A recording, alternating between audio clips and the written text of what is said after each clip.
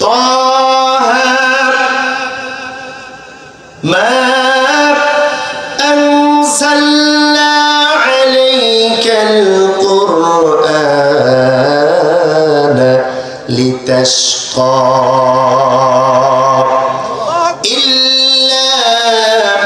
تذكرة لمن يخشى আল্লাহ রাব্বুল আলামিন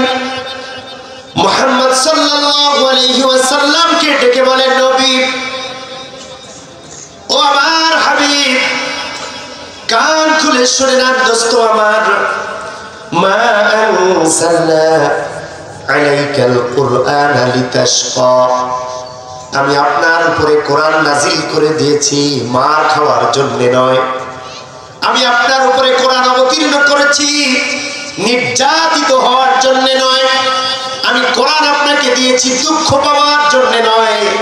চিন্তাগ্রস্ত হওয়ার জন্য নয় ইল্লা তাযকিরাতাল লিমান ইয়াখশা যারা এই কোরআনের উপদেশ মেনে নেবে যারা এই কোরআনের আদেশ নিষেধকে মেনে নেবে এই কোরআনটা তাদের জন্য হেদায়েত হয়ে যাবে নাজাতের জরিয়া হয়ে যাবে বলি সুবহানাল্লাহ